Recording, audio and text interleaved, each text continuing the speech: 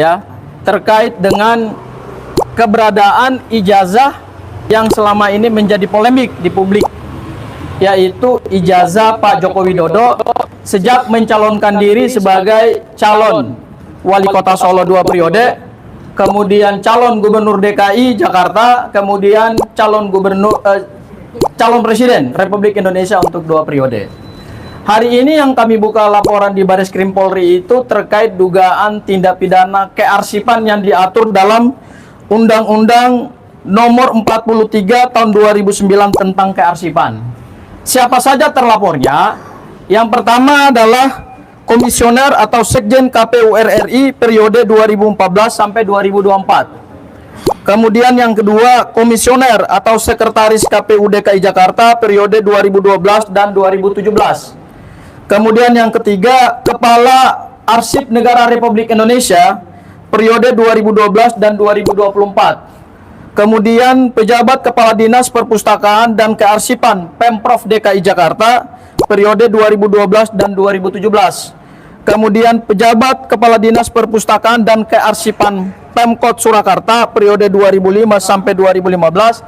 Dan yang terakhir adalah Komisioner dan Sekretaris KPU Kota Solo 2005 dan 2010.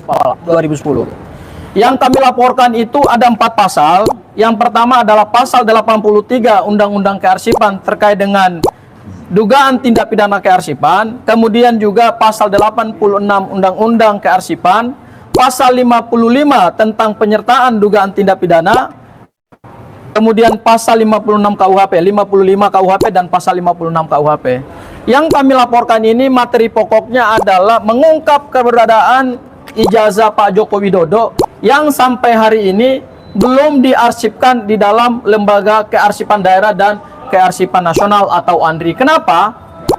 Berdasarkan Undang-Undang Kearsipan dan kemudian Undang-Undang Pemilu, kemudian juga peraturan KPU, dokumen seorang kepala daerah, dokumen seorang presiden terpilih setelah melewati batas tertentu yaitu di atas 5 tahun, kemudian kewajiban Lembaga Arsip Nasional dan Lembaga Arsip Daerah adalah harus mengarsipkan itu di dalam kearsipan. Karena arsip itu adalah bagian dari identitas bangsa Indonesia. Arsip itu adalah potret perjalanan sejarah bangsa. Jokowi pernah memenangkan pertarungan Gubernur Jakarta melalui pilkada langsung dan memenangkan pemilihan presiden 2 periode yang dipilih langsung oleh rakyat. Tapi sampai hari ini keberadaan ijazah itu belum sama sekali diarsipkan. Kami tidak berbicara tentang keaslian ijazah atau tidak, palsu atau tidak palsu. Tapi yang kami bicarakan adalah kewajiban lembaga-lembaga kearsipan yang harusnya dimulai dari KPU, KPU RI, menyerahkan dokumen itu kepada Lembaga Arsip Daerah dan Lembaga Arsip Nasional. Kewajiban mereka adalah menjaga dokumentasi ijazah. Kenapa sampai hari ini keberadaan ijazah itu belum terungkap? Ini menjadi semacam satu tanda bahwa ijazah Pak Joko Widodo itu sampai hari ini memang masih misterius. Ya, misterius itu tentu misterius dari sisi keberadaannya. Sehingga tentu ini akan menjadi satu tantangan hukum baru lagi ke depan. Dokumen ijazah Pak Joko Widodo ini kemudian semakin hari semakin menggelinding. Bukan hanya ada laporan di Polda Metro Jaya yang sama-sama kita tahu sudah ada tersangka yang ditetapkan oleh Polda Metro Jaya, tetapi juga ini akan membuka kotak Pandora baru bahwa bukan hanya orang yang sedang meneliti ijazah Pak Joko Widodo kemudian hari ini menjadi tersangka, tetapi lembaga-lembaga yang mempunyai otoritas yang diberikan kewenangannya oleh undang-undang, dibayar oleh APBN, menjalankan undang-undang kearsipan. Kenapa ijazah Pak Joko Widodo itu sampai hari ini tidak diarsipkan oleh Lembaga Arsip Daerah dan Lembaga Arsip Nasional?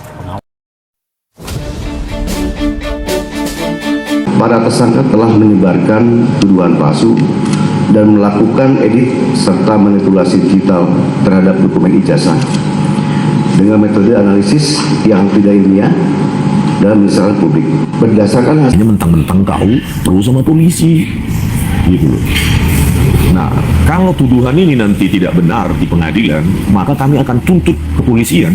Begitu aja. Kalau tuduhan memanipulasi, mengedit dokumen elektronik yang dituduhkan kepada kami akan menuntut kepolisian 126 triliun. 1 tahun anggaran kepolisian. Gitu, enak sekali. Ya, enak sekali menuduh orang memanipulasi, merekayasa tanpa ditunjukkan. Ya kita lihat nanti di pengadilan. Gitu. Tetapi, ya, kalau tidak terbukti kami memanipulasi, mengedit, ya, itu tuduhan palsu, ya, tuntutan palsu. Saya minta kepada tim hukum untuk menuntut kepolisian sebesar 1 tahun anggaran kepolisian, yaitu 126 triliun, biar nggak gajian mereka, biar jangan main-main. Gitu. Enak kali menuduh-nuduh. Gitu. Kalau tindak pidana lain dipraktekkan, mana yang dilakukan? Kalau kami cuma statement aja begitu, mengedit, mereka manipulasi.